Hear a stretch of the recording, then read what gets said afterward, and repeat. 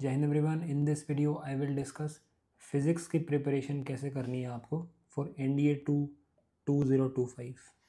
ये बात आपको पता होनी चाहिए कि जो साइंस में 3 सब्जेक्ट्स हैं, फिज़िक्स, केमिस्ट्री, बायो, उसमें फ़िज़िक्स का जो वेटेज है वो सबसे ज़्यादा है। 25 क्वेश्चंस पूछे जाएंगे आपसे। 1 क्वेश्चन इज़ ऑफ 4 मार्क्स, तो टोटल अपने 100 मार्क्स हो गए। 200 मार्क्स की साइंस आती है, उसमें से 50% फ़िज़िक्स आएगी। 25 क्वेश्चंस होंगे वो फ़िज़िक्स के होंगे। अब मैं आपको बताऊं कि किस तरीके से प्रिपेयर करना है। इजी है प्रिपरेशन करना, ये पहले ही बता देता हूँ, मुश्किल नहीं है। उससे पहले एक बार आप ये जो एनालिसिस है इस साल के पेपर का, जो NDA 1 2025 का पेपर हुआ था, उसका आप एनालिसिस देखें एंड ऑब्ज़र्व करें, अपनी एक समझ बनाएं कि अच्छा इस टाइप के क्वेश्चंस आते हैं, क्योंकि काफ़ी स्टूडेंट्स को पता ही नहीं कि पेपर में क्वेश्चंस किस टाइप के आते हैं। तो एक बार पहले आप ये एनालिसिस देखें, उसके बाद I will share in the end कि किस तरीके से तैयारी करनी है। Okay, we will start with question number 150। देखो क्वेश्चन नंबर 150 में क्या कह रहा है, eight uniform speed the acceleration is. तो आपको ये समझना है कि व्हाट इज़ यूनिफॉर्म स्पीड। अब दिस इज़ अ सीधा सीधा question from NCERT। If you will read the chapter motion, वहाँ पर it is mention that when an object travels equal distances in equal interval of time it moves with uniform speed. तो uniform speed क्या होता है? Uniform speed का मतलब है कि वो जो ऑब्जेक्ट है वो इक्वल डिस्टेंस ट्रैवल कर रहा है इक्वल इंटरवल ऑफ टाइम में। If that object is travelling equal distance in equal interval of time, इसका मतलब उसकी स्पीड कांस्टेंट है। तो ये थोड़ा सा कंफ्यूजिंग हो जाता है कि यूनिफॉर्म स्पीड का मतलब होता है कांस्टेंट स्पीड ही। ऑब्जेक्ट जो है उसकी स्पीड बदल ही नहीं रही। अगर स्पीड बदल ही नहीं तभी तो वो इक्वल डिस्टेंस ट्रैवल कर रहा है इक्वल इंटरवल ऑफ टाइम में। जैसे मान लो कि 5 मीटर चलता है 3 सेकंड में, तो उसकी स्पीड हो जाएगी 5/3 मीटर पर सेकंड। अब उसकी स्पीड 5/3 मीटर पर सेकंड ही रहेगी। अब जब स्पीड बदलती ही नहीं है तो एक्सेलरेशन इज़ 0। एक केस ऐसा होता है जहाँ पर स्पीड नहीं बदलती लेकिन फिर भी एक्सेलरेशन होता है, that is circular motion, but वो वाला केस नहीं है यहाँ पे। आपको सिंपल समझना है कि if velocity is not changing acceleration will be 0। ठीक है, चलो भाई, moving on to the next question. Question number 149, we hear an echo due to. Now this is again a direct question from NCERT। बहुत ही basic question है ये, है ना। 9th-10th के जो स्टूडेंट्स हैं वो भी कर देंगे इनको सॉल्व। इफ़ वी शाउट और clap near a suitable reflecting object such as a tall building or a mountain, we will hear the same sound again a little later. The sound which we hear is called an echo। ठीक है, हमें पता है कि echo किस वजह से होती है। echo is because of reflection of sound waves. और एक चीज़ इसमें ध्यान रखनी है आपको कि आप चीज़ों को अच्छे से पढ़ो, बार बार रिवाइज करो, उसके बाद ना क्वेश्चंस भी करो। जैसे यहाँ पे एक्सरसाइज देखोगे तो यहाँ पे क्वेश्चन नंबर 10 देखो आप। When a sound is reflected from a distant object, when a sound is reflected from a distant object an echo is produced. तो यहाँ पे जो क्वेश्चन बोला इन्होंने उसी में आंसर दे दिया आपको। अब ये देखो, we hear an echo due to reflection of sound waves. ठीक है भाई, मार्क कर लेते हैं भाई कौन कौन से क्वेश्चंस डूएबल थे और करे जा सकते थे, है ना। इजी क्वेश्चंस थे और जो सीधे सीधे NCERT में मेंशन्ड है। 149 हो गया और 150 भी बहुत इजी है। ठीक है, आगे चलते हैं हम। Question number 148, if 3 resistors of 1 ohm each connect in parallel to each other the equivalent resistance the resultant resistance is.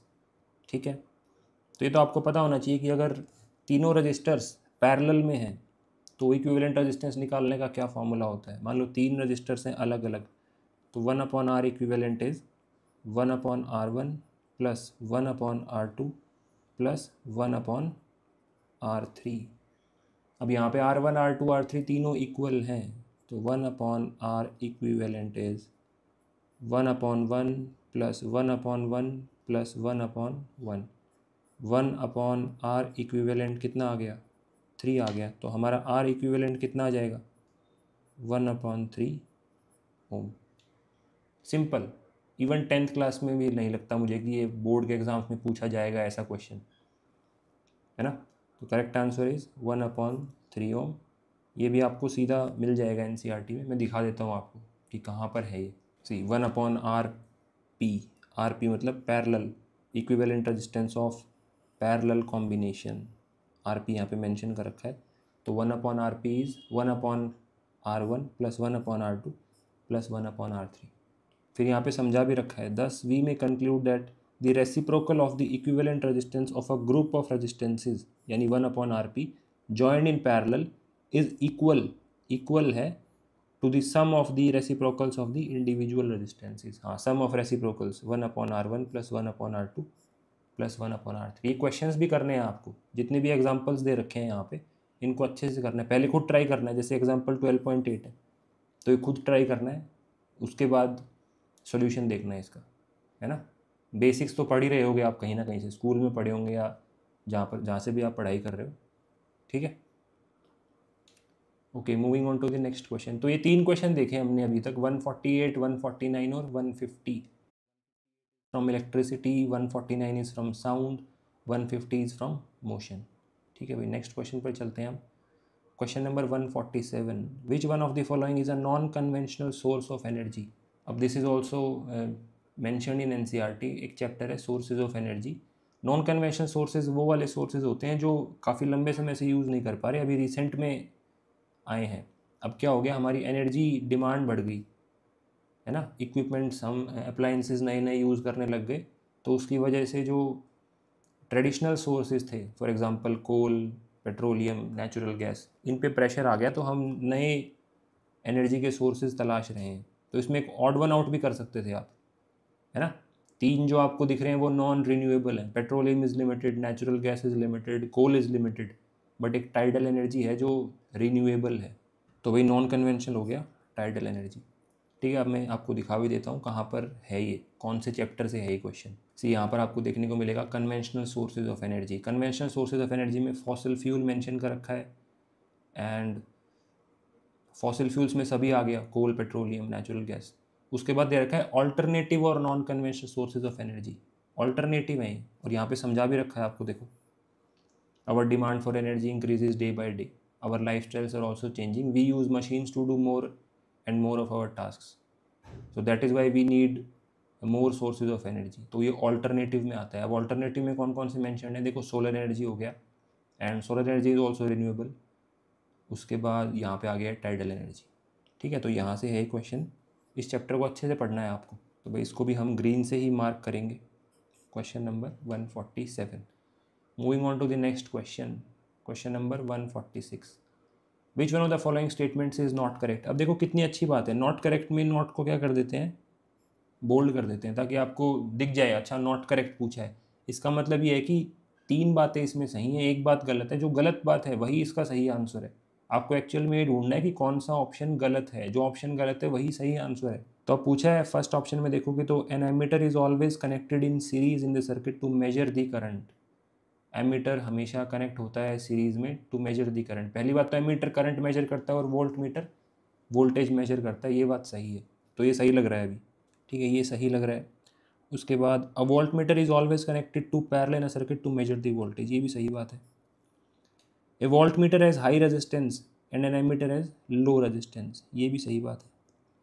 उसके बाद a volt meter has low resistance and ammeter has high resistance, ये गलत बात है भाई, ये गलत है। तो जो गलत है वही सही है, तो correct answer is option D. अब ये थ्योरी क्लासेस में कवर किया जाता है कि एमीटर का लो रेजिस्टेंस क्यों होता है। एमीटर का लो रेजिस्टेंस इसलिए होता है ताकि जब सीरीज़ में कनेक्ट करो आप, तो सारा का सारा करंट उसी के थ्रू पास हो जाए जो मेजर करना है हमें, है ना। अगर आपने एमीटर को भी रेजिस्टेंस दे दिया तो करंट बदल जाएगा सर्किट में। तो this is also a easy question, ये थ्योरी में कवर हो जाता है, एंड मैं दिखा भी देता हूँ कि कहाँ से है। देखो यहाँ पे इट इज़ मेंशन, ये चैप्टर है electricity. An instrument called emitter measures electric current in a circuit. It is always connected in series in a circuit through which the current is to be measured. उसके बाद आप volt meter का देखोगे तो next page पर, the potential difference is measured by means of an instrument called the voltmeter. The volt meter is always connected in parallel across the points between which the potential difference is to be measured. तो ये बात तो यहाँ cover कर ली कि series और parallel में connection किसको देना होता है। बाकी लो रेजिस्टेंस हाई रेजिस्टेंस वाला है, ये थ्योरी क्लासेस में कवर करना पड़ेगा आपको, है ना, और कराते हैं मोस्टली टीचर्स कराते ही हैं। चलो भाई, moving on to the next question. Question number 145, which one of the following equation related to the motion of an object is not correct. अब पढ़ना है ना आपको, हर क्वेश्चन को पहले पढ़ना है अच्छे से। Symbols carry their usual meanings. इनमें से कौन सी जो equation related to the motion of an object है वो गलत है। तो नॉट करेक्ट को हम ऐसे नॉट को हाईलाइट कर लेंगे कि नॉट करेक्ट पूछा है हमसे, गलत वाली चीज़ ढूंढनी है हमें। तो ये आपको पता होना चाहिए कि s is equals to u t plus half a t square, ये तो करेक्ट है। यहाँ पे दिया हुआ है v equals to u plus a t, ये भी करेक्ट है। यहाँ दिया हुआ है u square minus v square equals to 2as, या फिर वी स्क्वायर को आप देखोगे तो यू स्क्वायर माइनस 2as, तो ये गलत लग रही है अभी तो, क्योंकि ऐसा होता है v square equals to u square plus 2as। अभी एक बार इसको और देख लेते हैं कि distance travel during the nth second. एक और एडवाइस क्या रहेगी मेरी आपको, कि जितने भी प्रीवियस ईयर क्वेश्चंस हैं उन सब का एनालिसिस करना है आपको। अब ये ऑप्शन जो डी है ये खुद अपने आप में एक क्वेश्चन है, तो नेक्स्ट टाइम क्या पता यहाँ से ही क्वेश्चन आ जाए कि distance travel during the nth second. अब इसको कैसे अप्रोच करेंगे, देखो ये बात सही है कि s is equals to u t plus half a t square, है ना। यानी अगर टी टाइम में मेरे को डिस्टेंस निकालना हो, ऐसे तो एक्चुअल में डिस्प्लेसमेंट होता है, लेकिन यहाँ हम लीनियर मोशन एज्यूम कर रहे हैं कि ऑब्जेक्ट जो हमारा है वो स्ट्रेट लाइन में चल रहा है। तो s is equals to u t plus half a t square है, तो ये हमें बता रहा है कि distance travel in t second, total t second में। जैसे एक मैं आपको बोलूँ 3 सेकेंड्स और एक मैं आपको बोलूँ 3rd सेकेंड, तो 3 सेकेंड्स का मतलब तो है कि जब टाइम 0 से 3 तक गया, यानी 0 1 आया फिर 2 आया 3 आया, इतनी देर में मेरे ऑब्जेक्ट ने कितना डिस्टेंस ट्रैवल किया, ये होता है 3 सेकेंड्स का मतलब। 3rd सेकेंड का मतलब क्या होता है कि जब टाइम 2 सेकेंड था और जब टाइम 3 सेकेंड हुआ। पहली सेकेंड होगी 0 से लेके 1 तक, दूसरी सेकेंड होगी 1 से लेके 2 तक, और जो तीसरी सेकेंड होगी वो होगी जब टाइम चलेगा फ्रॉम 2, टाइम इक्वल्स टू 2 से लेके टाइम इक्वल्स टू 3 तक। इस 1 सेकेंड में 3rd सेकेंड खुद अपने आप में 1 सेकेंड है, ये बात ध्यान रहे आपको। कोई आपसे पूछे 3rd सेकेंड में कितनी टाइम है, वो 3rd सेकेंड वो 1 सेकेंड ही है। कौन सा टाइम है, टाइम 2 से लेके टाइम 3 तक। तो ऐसे ही आप देख पाओगे कि nth सेकेंड है टाइम इक्वल्स टू n-1 से लेके t इक्वल्स टू n। भैया आपको समझ आई ये बात कि nth सेकेंड का मतलब है जब टाइम होगा n-1 से लेके n। nth सेकेंड में कितना डिस्टेंस ट्रैवल किया, तो nth सेकेंड में अगर डिस्टेंस ट्रैवल निकालना है तो आप ऐसे करोगे ना कि टोटल n सेकेंड में कितना किया, उसमें से अगर माइनस कर दूं n-1 सेकेंड में कितना किया, तो अब Sn आपको निकालना आता है। Sn हो जाएगा un plus half A N square minus Sn-1 हो जाएगा un-1 plus half a n-1 का whole square. U t plus half a t square लगा दिया, यहाँ पे टाइम की जगह n ले लिया हमने, n सेकेंड है ना, तो भाई un plus half A N square minus un। अब अंदर माइनस u आएगा तो बाहर से माइनस आएगा, तो plus u minus half a n-1 का square n square plus 1 minus 2n। अब इसको आपको दिख रहा होगा कि un से क्या चला गया, un चला गया। थोड़ा और करते हैं इसको expand, half A N square plus u minus half A N square minus a/2 plus 2 से 2 चला गया ए एन। अब ये भी चला जाएगा हाफ ए एन स्क्वायर से हाफ ए एन स्क्वायर। तो हमारा जो फाइनली चीज़ बची वो बची u minus a/2 plus A N. अब ये क्या लिखा हुआ है, ये देखो आप, u प्लस 2 से 2 चला गया ए एन माइनस a/2, तो यही बचा हुआ है भाई। देखो आप, u plus A N minus a/2, तो u plus A N minus a/2। तो ये बात तो बिल्कुल सही है कि distance travel during the nth second यही होता है। और ये आपको पता है कि ये गलत हो गया, ये एक्चुअल में होता है v square equals to u square plus 2as। तो जो गलत है वही सही है। ऑप्शन नंबर सी हमारा करेक्ट आंसर हो गया। अब इसमें क्या करना है, मैं ये इसीलिए कह रहा था आपको, जैसे डी ऑप्शन को देखा आपने तो इसको समझना है और अपने नोट्स में लिख लेना है कि अच्छा distance travel during the nth second का कॉन्सेप्ट ये है जो मैंने आपको समझाया यहाँ पर। आई होप आपको समझ आया होगा। ठीक है भाई, तब इसमें तो ज़्यादा कॉन्सेप्चुअल था नहीं, सीधा सीधा अगर आपने तीनों पता थे आपको, v equals to u plus a t, s is equals to u t plus half a t square और v square equals to u square plus 2as, तो आप कर सकते थे इस क्वेश्चन को, है ना। अब मैं दिखाता हूँ ये कहाँ से है। चैप्टर मोशन है, तो भाई मोशन चैप्टर की जब आप समरी देखोगे तो आपको दिख जाएगा यहाँ पे, the motion of an object moving at uniform acceleration can be describe with the help of following equations. तो ये इक्वेशंस दे रखी हैं, देखो थर्ड में दिख रहा है v square equals to u square plus 2as, है ना। 2as equals to v square minus u square है, और एग्जामिनर ने क्या किया, 2as equals to u square minus v square कर दिया यहाँ पर, ये जो है उल्टा लिख दिया बस इसको। ठीक है, okay, moving on to the next question, question number 144। When a light ray passes through from air to water with a non zero angle the ray will be. ये तो बहुत इजी क्वेश्चन है, तो भाई पता होना चाहिए आपको कि हमारी लाइट रे कहाँ से कहाँ जा रही है, एयर से वाटर में जा रही है, passes through from air to water, यहाँ पे मेंशन्ड है एयर टू वाटर। अब आप क्या करोगे, नॉर्मल बनाओगे, सबसे पहले आपने नॉर्मल बनानी, उसके बाद जो हमारी लाइट रे है वो जा रही है एयर से वाटर में, तो हम अज्यूम कर लेते हैं कि वो ऐसे जा रही है ना। लाइट तो वही स्ट्रेट लाइन में ट्रैवल करती है अनलेस एंड अनटिल बीच में कोई मीडियम चेंज ना हो जाए, तो हमारी लाइट रे ऐसे ही जाती रहती एक्चुअल में, अगर ये मीडियम बदलता नहीं तो। लेकिन अभी क्या हो गया, एयर से वाटर हो गया तो चेंज आएगा लाइट के डायरेक्शन में। अभी हमें यही पता करना है कि कौन सी तरफ जाएगी। एक तो मैं ऐसे लेके जा रहा हूँ कि ये नॉर्मल से दूर चली जाए, ऑरेंज वाली, या फिर ये नॉर्मल के नज़दीक चली जाए, ये वाला।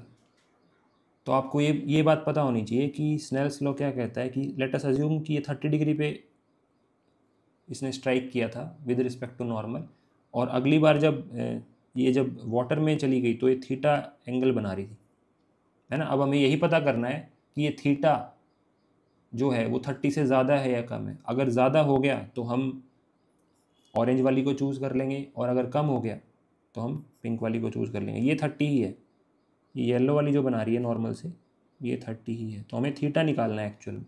अब थीटा निकालना है तो आपको स्नेल्स लॉ पता होना चाहिए कि sin 30 into mu of air equals to sin theta into mu of water. अब हमें तो कंपेयर करना है sin 30 और sin थीटा को, तो हम ऐसे कर लेंगे, sin 30 degree divided by sin theta equals to mu of water divided by mu of air. अब साइन तो इंक्रीजिंग फंक्शन है, और हमें ये पता है कि म्यू ऑफ वाटर ज़्यादा होता है म्यू ऑफ एयर से, तो जो राइट हैंड साइड में रेशियो लिखा हुआ है ये 1 से बड़ा आएगा, तो लेफ्ट हैंड साइड में है ये भी 1 से बड़ा होना चाहिए। अगर इसको 1 से बड़ा होना है तो साइन थीटा को साइन 30 से छोटा ही होना पड़ेगा। अगर साइन थीटा साइन 30 से छोटा तो थीटा भी 30 से छोटा होगा। अब थीटा भी अगर 30 से छोटा है तो ऑब्वियसली हम किसके साथ जाएंगे, हम इसकी तरफ जाएंगे। और ये आपको पता भी होगा, जब लाइट रेयरर से डेंसर मीडियम में जाती है तो नॉर्मल की तरफ चली जाती है ना। तो भाई कौन सा ऑप्शन चूज़ करोगे आप, bending towards the normal, bending away from the normal, propagating in a straight line, ये तो गलत बात होगी। Reflecting towards the opposite direction, ये भी गलत हो गया। तो बेंडिंग टुवर्ड्स द नॉर्मल हमारा जो है वो करेक्ट आंसर हो जाएगा। वेरी इजी क्वेश्चन, है ना। अब लेट अस सी इसका सोर्स क्या है। देखो यहाँ पे एयर और ग्लास का दिया हुआ है, एयर और ग्लास का पेयर दिया हुआ है, और जो लाइट रे है वो नॉर्मल की तरफ बेंड कर जा रही है। अगर यहाँ पे देखोगे तो समझाया भी हुआ है, in air the speed of light is only marginally less compare to that in vacuum. Vacuum में सबसे ज़्यादा होती है स्पीड ऑफ लाइट, एयर में बस थोड़ी सी कम होती है उससे, but it reduces considerably in glass और वाटर। ग्लास और वाटर में स्पीड कम हो जाती है। The value of refractive index for a given pair of media depends upon the speed of light in two media as given below. अब यहाँ पे आपको समझा रखा है कि क्या रिलेशन होता है रिफ्रैक्टिव इंडेक्स और स्पीड ऑफ लाइट में। उसके बाद स्नेल्स लॉ भी समझा रखा है कि sine i by sine r is constant. The law is known as Snell's law of refraction, where I is the angle of incidence and R is the angle of refraction. This constant value is called refractive index of the second medium with respect to first. तो इसी चीज़ का application था ये जो हमने किया अभी question, है ना। ये आपको जो एक्सरसाइज दे रखी होगी लास्ट में वहाँ पे भी मिल जाएगा कि लाइट रे जब रेयर से डेंसर में जा रही है या डेंसर से रेयर में जा रही है तो किस तरीके से बिहेव करेगी। ओके भाई, moving on to the next question. Question number 143, which one among the following elements is known to be discovered the earliest. अब ये थोड़ा सा ट्रिकी क्वेश्चन है, ठीक है, लेकिन इसमें भी थोड़ा सा दिमाग लगा सकते हो आप यूरेनियम और गोल्ड को एलिमिनेट कर सकते हो, है ना। ये तो काफ़ी लेट डिस्कवर हुए होंगे, तो इस क्वेश्चन का वी हैव टू वेट कि क्या करेक्ट होगा। अगर मेरे से पूछोगे तो आप आई विल मार्क कॉपर, ठीक है, बट इसको हम ऐसा नहीं करते अभी कि चलो ये भी सीधा डायरेक्ट एनसीईआरटी से है, 143 को क्रॉस कर देते हैं अभी कि मिस्टेक हो सकती है मे बी इसमें, या फिर आपको ना आता हो, कोई बात नहीं। Moving on to the next question, question number 142, a current through a horizontal power line flows in east to west direction. एक पावर लाइन है, उसमें जो करंट फ्लो कर रहा है वो ईस्ट से वेस्ट की तरफ जा रहा है करंट, तो ये करंट की डायरेक्शन होगी from east to west. What will the direction of magnetic field at a point directly below it. इस पॉइंट पर पता करना है आपको डायरेक्शन ऑफ मैग्नेटिक फील्ड, इसके directly below when it is viewed from the east end. यहाँ से देख रहे हो आप इस तरफ से देख रहे हो, तो यह आपको पता होना चाहिए कि आपको अपने थंब को करंट के डायरेक्शन में रखना है और जो आपकी राइट हैंड यूज़ करना है और जो फिंगर्स आपकी कर्ल हो रही हैं वही मैग्नेटिक फील्ड की जो डायरेक्शन है उसको शो करेंगी। तो मैग्नेटिक फील्ड कुछ ऐसे बनेगा भाई।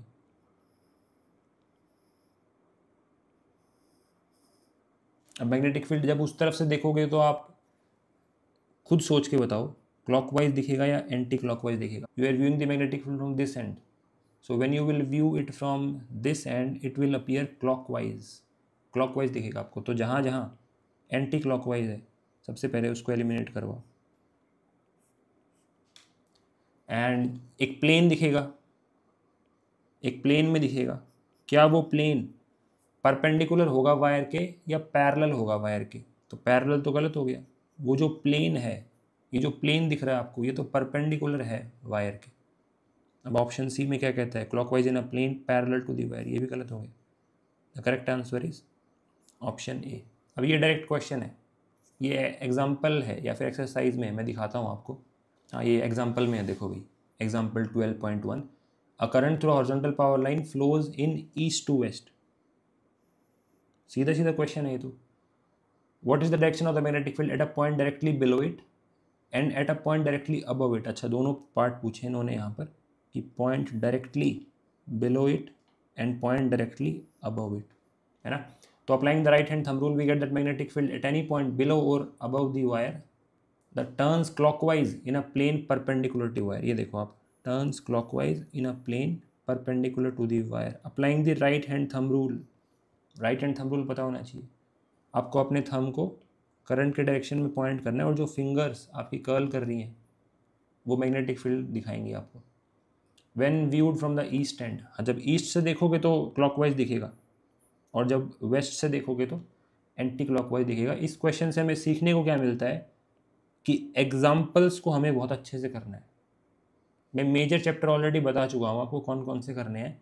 एग्जाम्पल्स जो हैं वो बहुत अच्छे से करने हैं आपको। और ये जो चीज़ें लिखी हुई हैं, राइट हैंड थंब रूल हो गया, स्नेल्स लॉ हो गया, इक्वेशन ऑफ मोशन हो गई, ये ज़्यादा टाइम नहीं लगेगा इसमें। आपको थोड़ा सा टाइम इनको अच्छे से प्रैक्टिस किया, कॉन्सेप्ट्स को समझा अच्छे से, उसके बाद अपने क्वेश्चंस किए, ठीक है।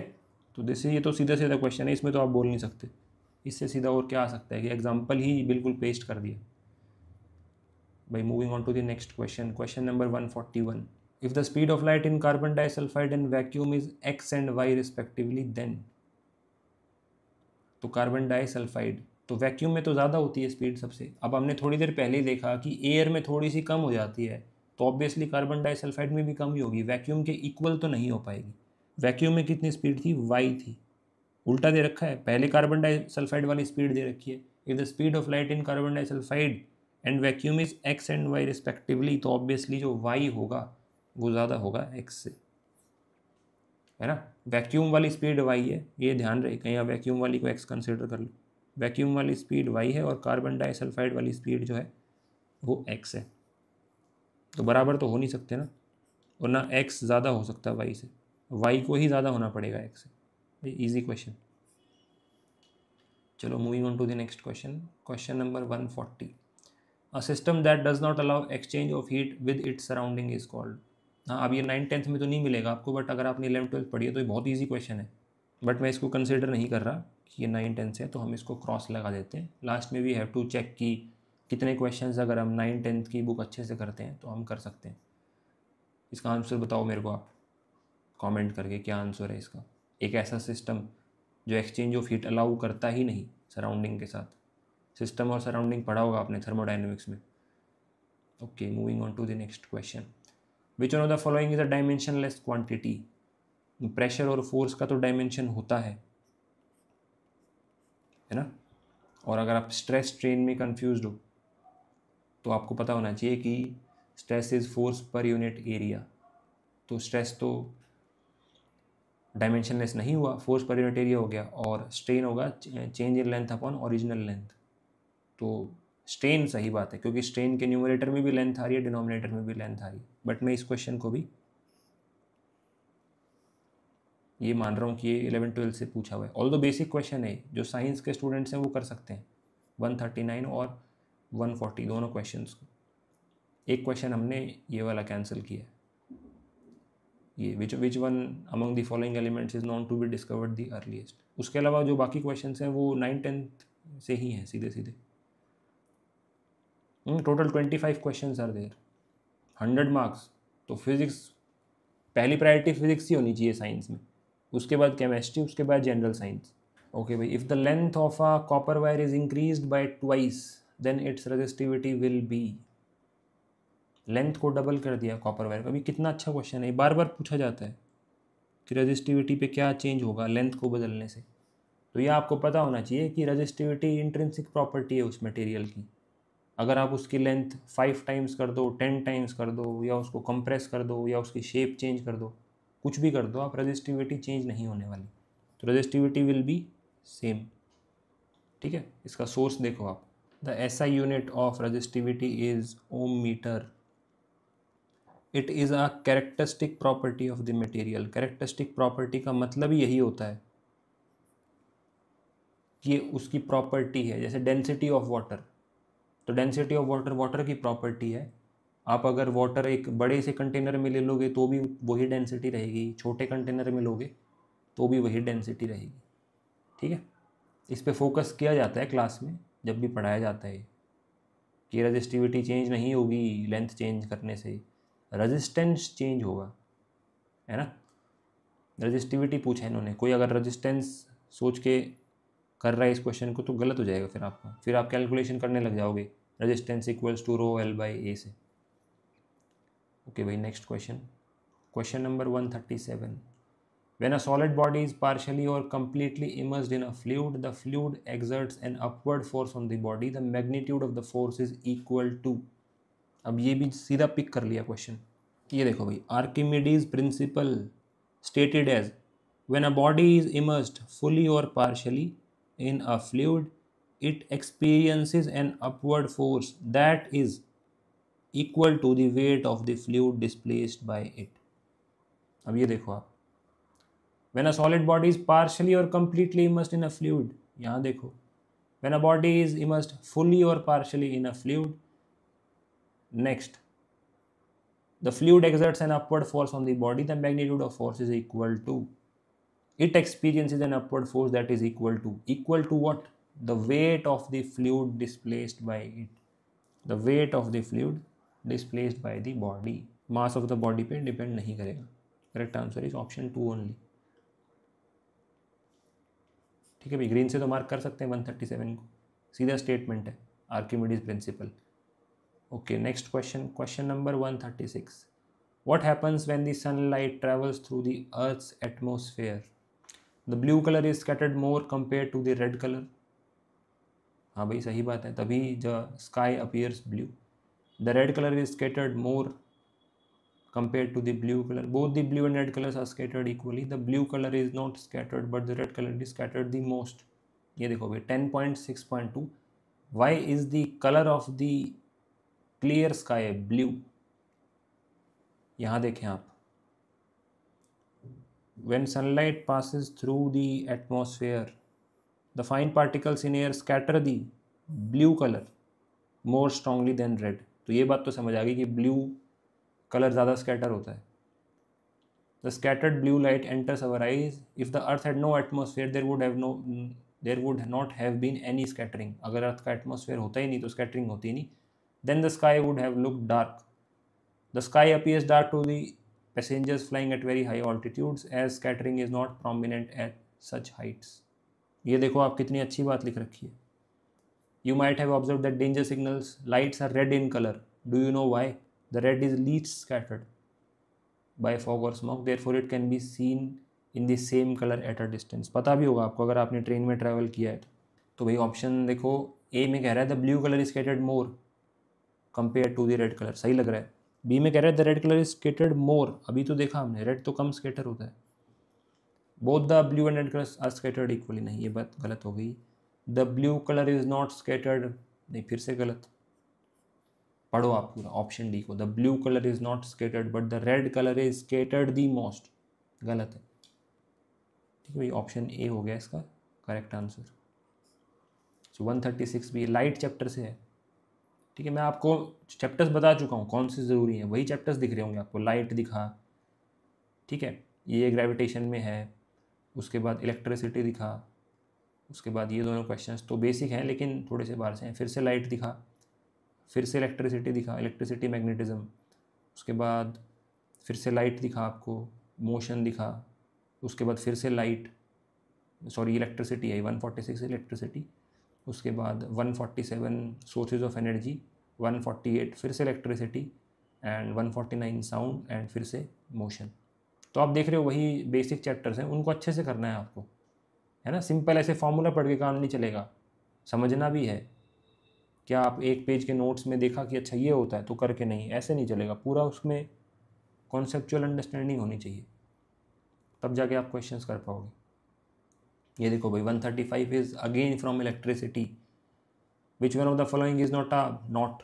आपकी बार आपने ऑब्जर्व किया होगा नॉट वाले बहुत पूछे हैं, तो नॉट वाले क्वेश्चंस तभी कर पाओगे जब अच्छे से अंडरस्टैंडिंग बनी होगी, क्योंकि यहाँ पे 3 स्टेटमेंट सही होती हैं, 3 ऑप्शन सही होते हैं, एक गलत होता है ना. अदरवाइज 3 गलत हो 1 सही हो तो ढूंढना आसान है. यहाँ एक्चुअल में क्या है कि 3 सही है 1 गलत है. Charges can be added, charge is conserved, दोनों बात सही है. चार्ज को ऐड कर सकते हैं, चार्ज कंजर्व्ड होते हैं. Charge on a body is always an integral multiple, ये आपने पढ़ा होगा क्वांटाइजेशन ऑफ चार्ज. ये बात भी बिल्कुल सही है कि इंटीग्रल मल्टीपल होगा. Q इक्वल्स टू NE, वही लिखी हुई है सी जो स्टेटमेंट है. Charges can be created and destroyed in isolated system, नहीं आइसोलेटेड सिस्टम में आप क्रिएट और डिस्ट्रॉय नहीं कर सकते. तो ये बात गलत हो गई. तो अगर ये बात गलत है तो यही सही है. ठीक है, ये बिल्कुल बेसिक है इलेक्ट्रिसिटी का. चलो भाई next question, question number 134. The length of a simple pendulum is increased 4 times to its previous value while the mass is doubled. What is the ratio of the new and previous time period of the pendulum? 134 को भी मैं बाहर से ही consider करूँगा कि चलो बाहर से है, ऑल्दो ये इजी है. टाइम पीरियड आपको पता होना चाहिए 2π√L/g होता है ना, मास पे डिपेंड नहीं करता. बट इसको हम कंसिडर कर लेते हैं कि चलो कोई बात नहीं, हम फोकस्ड हैं सिर्फ 9th और 10th की साइंस में. बट आप पढ़ चुके हो 11th 12th, ये भी ध्यान रखना आप 9th 10th के स्टूडेंट्स नहीं हो, आप अभी 12th या 12th पास कर चुके हो. बट कोई नहीं. Question number 133. The frequency, wavelength and speed of a sound wave are related as. मैं कैंसिल क्यों कर रहा हूँ इनको, मैं कैंसिल इसलिए कर रहा हूँ ताकि मैं आपको बता सकूँ इस एग्ज़ाम का लेवल क्या है.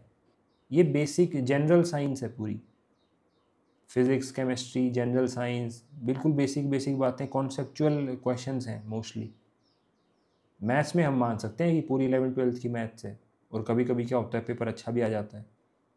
लेकिन अगर आप ये जो साइंस का सेक्शन कंसिडर करोगे तो इसमें अगर 9th-10th कर रखा है आपने अच्छे से, और थोड़ा सा और एडवांस चीज़ें भी कर रखी हैं, है ना, टफ प्रॉब्लम कर रखी हैं, न्यूमेरिकल कई बार क्या होता है कि पेपर न्यूमेरिकल हैवी हो जाता है, जैसे इस बार तो बिल्कुल ही ईजी पेपर है, तो न्यूमेरिकल हैवी होगा तो उसके लिए भी प्रिपेयर रहना है फिर, कि कैसा भी पेपर आ जाए कर लेंगे। लेकिन फर्स्ट स्टेप तो यही है तैयारी का, if you want to prepare physics, कि आपको बेसिक्स जो हैं वो क्लियर होने चाहिए। ओके, नेक्स्ट क्वेश्चन भाई, the frequency, wavelength and speed of a sound wave are related as. अब ये तो बिल्कुल सीधा सीधा क्वेश्चन है, इसको आप कैसे कर सकते हो? देखो ऑल्टरनेट तरीका बताता हूँ मैं आपको। आपको ये तो पता होना चाहिए कि डिस्टेंस क्या होता है, स्पीड इनटू टाइम। अब यहाँ पे डिस्टेंस इक्विवेलेंसी देखनी है हमें डायमेंशन एनालिसिस में, कि डिस्टेंस का डायमेंशन जो है वो किससे मैच करेगा, यहाँ वो मैच करेगा वेवलेंथ से। स्पीड तो भाई वी ही रहेगी। टाइम को आप लिख सकते हो 1/f, 1 फ्रीक्वेंसी, फ्रीक्वेंसी इज 1/टाइम, तो भाई वी देखो लैम्डा इंटू एफ। अब कौन सा ऑप्शन दिख रहा है आपको? Option number D for delta, है ना। अब ये तो बुक में भी मैंशनड है कि फ्रीक्वेंसी, वेवलेंथ और speed of a sound wave में क्या रिलेशन होता है, देखते हैं। अब यही दिख रहा है, देखो एग्जाम्पल 11.1 में, we know that speed v of the wave equals to wavelength into frequency. दिख रहा है भाई आप सभी को? तो ये न्यूमेरिकल्स भी करने हैं आपको एग्जाम्पल, ये ज़्यादा टाइम नहीं लगेगा इसमें आपको, है ना। तो भाई ये क्वेश्चन तो बहुत इजी क्वेश्चन है, very very simple. Okay, moving on to the next question, question number 132। Two bodies of unequal masses are dropped from a tower at any instant. अच्छा, दो अलग अलग मासेस की बॉडी थी, दोनों को एक टावर से गिरा दिया, तो एक बात तो हमें समझ आ गई कि सेम हाइट से गिराया है। क्या आपको समझ आई ये बात? एक बॉडी हैवी थी और एक बॉडी थोड़ी कम वेट की थी, दोनों को सेम हाइट से गिरा दिया है एट एनी इंस्टेंट, किसी भी टाइम पे सेम टाइम है। They have equal momentum, acceleration, potential energy, kinetic energy. Acceleration same रहेगा, इजी। कैसे सेम रहेगा? किसी भी मोमेंट पर इस पर जो फोर्स लग रहा होगा वो क्या लग रहा होगा, इसका मास हम मान लेते हैं m1 और इसका मास हम मान लेते हैं m2। भाई m1 पर फोर्स क्या लग रहा होगा, m1 इंटू जी, और m2 पर फोर्स क्या लग रहा होगा, m2 इंटू जी। अब आपको देखना है कि दोनों का एक्सेलरेशन क्या होगा। एक्सेलरेशन देखने के लिए आप यही तो करोगे कि जो नेट फोर्स है m1g वो बराबर होगा m1 इंटू ए। तो भाई m1 से m1 कैंसिल हो गया, a1 बोल दो कि पहले बॉडी का एक्सेलरेशन किसी भी टाइम पर क्या है, g। सेम काम आप दूसरी बॉडी के लिए करोगे, m2 into g equals to m2 into a2। m2 से m2 चला गया, a2 की वैल्यू जी। किसी भी टाइम पर दोनों का एक्सेलरेशन सेम है। अगर दोनों का एक्सेलरेशन सेम है किसी भी टाइम के ऊपर, तो दोनों की स्पीड भी सेम होगी, या वेलोसिटी बोल लो, क्योंकि v क्या होता है, u प्लस जी टी। अब ड्रॉप किया तो दोनों का u 0 है, तो स्पीड भी सेम है, तो फिर मोमेंटम अलग अलग हो जाएगा, क्योंकि मोमेंटम डिपेंड करता है मास के ऊपर, mv। काइनेटिक एनर्जी भी भाई हाफ mv², और पोटेंशियल एनर्जी मास पे डिपेंड करती है mgh। तो गलत हो गया, तो तीनों को आपने काट दिया, एक्सेलरेशन सही हो गया। अब ये कॉन्सेप्चुअल अंडरस्टैंडिंग है तो बहुत ईजी है, और ऐसे सोचोगे कि यही पढ़ा दिया होता टीचर ने कि दो बॉडीज़ को ड्रॉप किया है, अगर ये आए तो ये कर देना, तो आप अपना बेवकूफ़ बनवा रहे हो जहाँ भी ऐसा पढ़ रहे हो आप।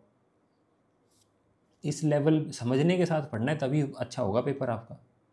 विदाउट समझे अगर ऐसे फिजिक्स को वैसे पढ़ना चाहोगे कि दो बॉडीज़ को गिराते हैं तो उनका एक्सेलरेशन सेम होता है, नहीं, उसके पीछे लॉजिक समझना है, क्यों होता है, मोमेंटम क्या होता है, पोटेंशियल एनर्जी क्या होती है, काइनेटिक एनर्जी क्या होती है। जिन्हें कॉन्सेप्चुअल क्लैरिटी है वही कर पाएंगे। Okay, next is question number 131. Universal constant of gravitation G has the unit. Very very easy question. देखते हैं सोर्स. भाई जी के बारे में समझा रखा है. ऐसा unit of G can be obtain by substituting the units of force, distance and mass in equation 10.5. यहाँ पर दिख रहा होगा आपको, और आपको ये भी दिख रहा होगा कि ऐसा यूनिट मिल चुकी है यूनिवर्सल कांस्टेंट ऑफ ग्रेविटेशन की. जी के बारे में बता रखा है यहाँ. Where G is constant of proportionality and called universal gravitation constant. इसकी यूनिट देखो आप, न्यूटन मीटर स्क्वायर पर kg square. Option D. Easy question. Question number 131. Next चलते हैं भाई. Question number 130. A car has an initial velocity of 12 metre पर second. हमारी जो गाड़ी है वो 12 मीटर पर सेकेंड से चल रही थी, ठीक है. And is brought to rest over a distance of 45 metre. 45 metre चलने के बाद रुक गई वो. तो हमने ब्रेक लगाना शुरू किया, और ब्रेक लगाते लगाते वही स्पीड कम होती रही. 12 मीटर पर सेकेंड से कम होती रहेगी स्पीड. और एक टाइम ऐसा आया कि जब स्पीड 0 हो गई, हमारी गाड़ी रुक गई. तो फिर हमने ये देखा कि जब मैंने ब्रेक लगाना शुरू किया था और जब मेरी गाड़ी रुकी, उन दोनों पॉइंट्स के बीच में डिस्टेंस है 45 मीटर. मुझे 45 मीटर और चलना पड़ गया गाड़ी को रोकने के लिए. The acceleration of the car is. ये बात तो आपको समझ आनी चाहिए कि एक्सेलरेशन पॉजिटिव थोड़ी ना हो सकता है. अगर एक्सेलरेशन पॉजिटिव होता है तो गाड़ी की स्पीड बढ़ने लग जाती है ना 12 मीटर पर सेकंड से. लेकिन हमारी स्पीड तो 12 मीटर पर सेकंड से कहाँ चली गई? 0 मीटर पर सेकंड. तो भाई अब निकालेंगे, सॉल्व करेंगे. हमें पता है v square equals to u square plus 2as. अभी तो देखा हमने, v 0 हो गया भाई final. You square 144 plus 2a निकालना है, s दे रखा है 45. a आ जाएगा भाई -144 डिवाइडेड बाय 2 इंटू 45. अब 3 से कैंसिल कर दो आप, ये 15 पर जाएगा, और 3 4 12 8 15, फिर से 3 से, 2 से कर दो पहले, 24 बाय 15. अब ये हो गया भाई 3 5 और 3 8, -8 बाय 5, -8 बाय 5. अब -8 बाय 5 कितना होता है? 5 1 5, 3 बचा 1.6, तो -1.6 एक्सेलरेशन की यूनिट. एक्सेलरेशन की यूनिट मीटर पर सेकेंड स्क्वायर. तो -1.6 मीटर पर सेकेंड स्क्वायर से एक्सेलरेशन है, नेगेटिव एक्सेलरेशन है, तभी हमारी गाड़ी 12 मीटर पर सेकेंड से 0 मीटर पर सेकेंड की स्पीड या वेलोसिटी पे पहुंच गई, रेस्ट पे आ गई. 0 मीटर पर सेकेंड तो रेस्ट की कंडीशन है ना. तो आप देख रहे हो कैसे मतलब सब कुछ इंटरलिंक्ड है. ऑप्शन ये कौन सा सही हो गया? सी सही हो गया. वेरी इजी, सिंपल न्यूमेरिकल है. ऐसे मिल भी जाएंगे एक्सरसाइज में. अगर आपको ऐसा लग रहा है बहुत हाई फाई न्यूमेरिकल है, ऐसा नहीं है, बिल्कुल ईजी है. ओके भाई, next question. Question number 129. The magnetic field inside a long straight solenoid carrying current. Source देखते हैं. यहाँ देखें भाई आप, the field lines inside the solenoid are in the form of parallel straight lines. This indicates that the magnetic field is the same at all points inside the solenoid. That is, the field is uniform inside the solenoid. अब बताओ क्या आपको दिख रहा है? The field is uniform inside the solenoid. The magnetic field inside a long straight solenoid carrying current is uniform inside the solenoid. बताओ, easy है या मुश्किल है? नेक्स्ट क्वेश्चन भाई, क्वेश्चन नंबर 128. Again electricity. आप देखो चैप्टर्स देखो, इलेक्ट्रिसिटी, मैग्नेटिज्म, मोशन, ग्रेविटेशन, फिर से मोशन, फोर्स बोल दो, force laws of motion, sound, sound का ऑलरेडी एको वाला आ चुका है, ठीक है, इलेक्ट्रिसिटी. तो सारे क्वेश्चंस वही बेसिक चैप्टर्स हैं. पहले तो पहला स्टेप तो वही होगा ना कि बेसिक्स करें हम, है ना. बाकी टीचर्स तो कैपेसिटेंस भी पढ़ा देते हैं आपको, कैपेसिटेंस तो आता ही नहीं. तो आप ध्यान रखें क्या पढ़ना है आपको, वो PYQs को देख के, प्रीवियस ईयर पेपर्स को एनालाइज करके ही पता चलेगा क्या पढ़ना है। अदरवाइज तो आप कुछ भी पढ़ने लग जाओगे, ऑल्टरनेटिंग करंट पढ़ने लग जाओगे आप, है ना, या फिर EMI पढ़ने लग जाओगे, इलेक्ट्रोमैग्नेटिक इंडक्शन, तो वो सब चीज़ें नहीं पढ़नी, मॉडर्न फिजिक्स पढ़ने लग जाओगे। क्वेश्चन नंबर 128 देखें। क्वेश्चन नंबर 128 में कह रहा है two conducting wires of the same material and equal lengths and equal diameters.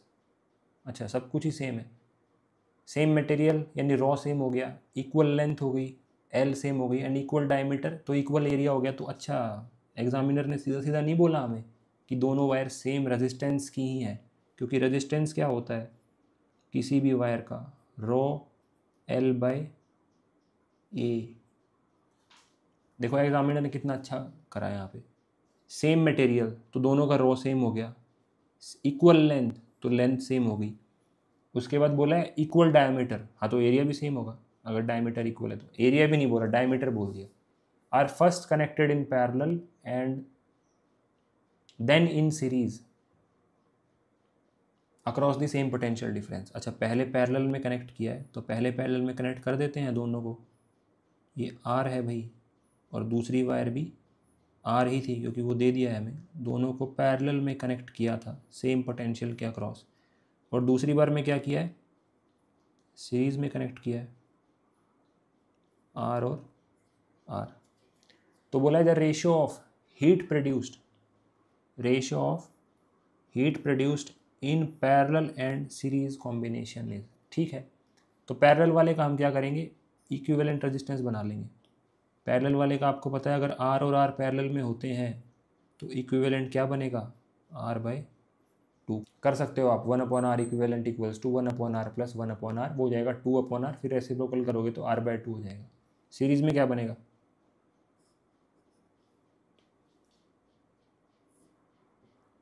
Series में बन जाएगा 2R। अब हमें हीट प्रोड्यूस पता है, हीट प्रोड्यूस्ड होती है V²/R into T. V²/R is actual में पावर, क्योंकि पावर होता है V इंटू आई। अब इसको अलग अलग लिखने के तरीके हैं, आई को लिख दोगे अगर V/R तो वो हो जाएगा V²/R। तो पावर को अगर आप टाइम से मल्टीप्लाई करते हो तो आपको हीट मिलती है। तो एक्चुअल में हमें पावर का रेशियो ही पूछा है इन्होंने, ठीक है। तो हम क्या करते हैं भाई, इसमें पता करते हैं, इसमें पता करते हैं पावर इन पैरेलल यानी V²/R/2 यानी 2V²/R, और हम पता करते हैं पावर इन सीरीज V²/2R। तो हीट प्रोड्यूस्ड का रेशियो वही होगा जो पावर इन पैरेलल और पावर इन सीरीज का रेशियो है।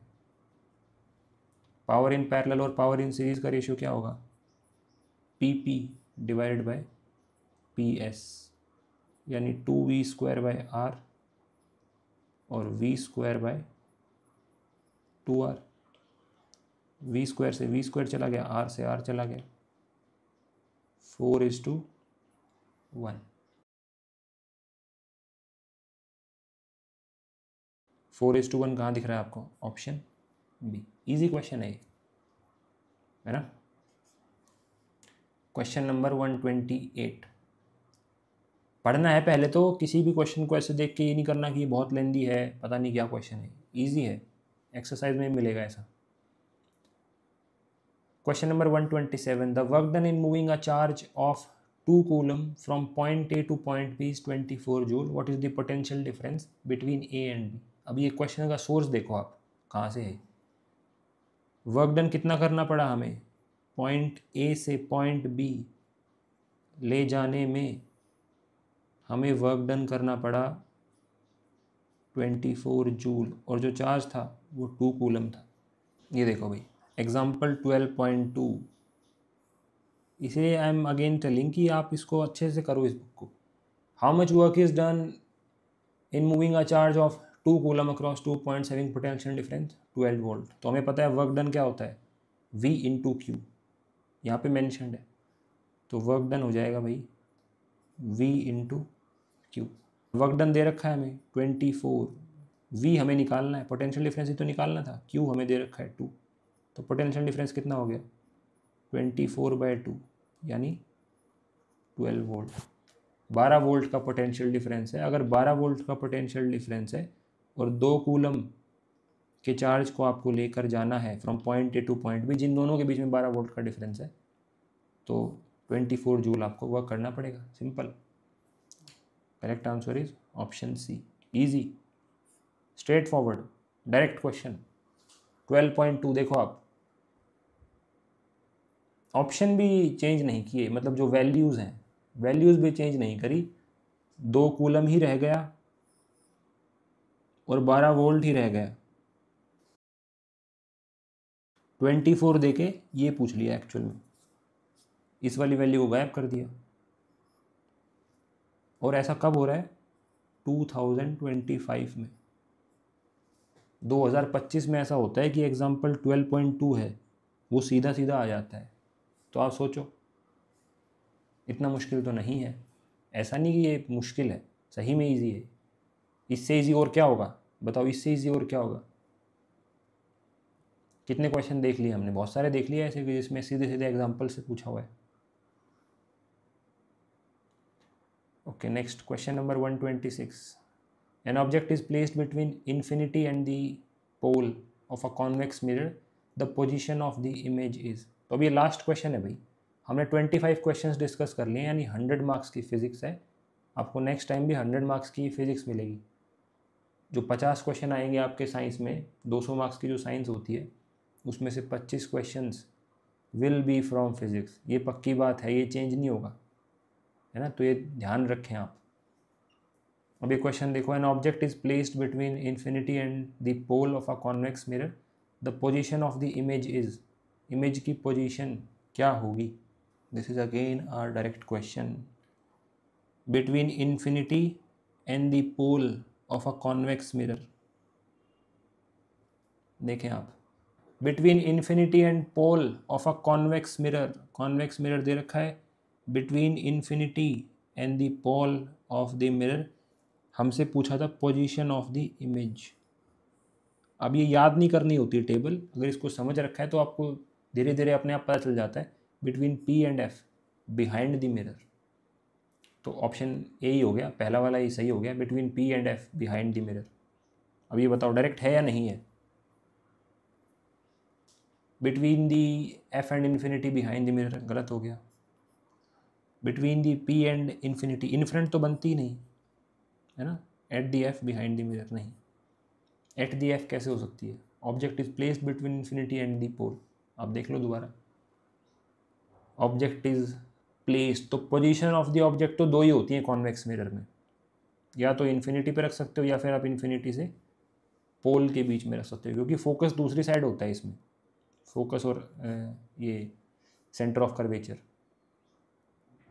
है ना। तो 2 ही पोजीशन बनती हैं। जो कॉन्वेक्स वाली टेबल है वो बहुत छोटी है, और जो कॉनकेव वाली टेबल है उसमें ज़्यादा केसेस हैं, ठीक है। तो ये लास्ट क्वेश्चन था भाई, 126। So this was the analysis of this years paper physics section.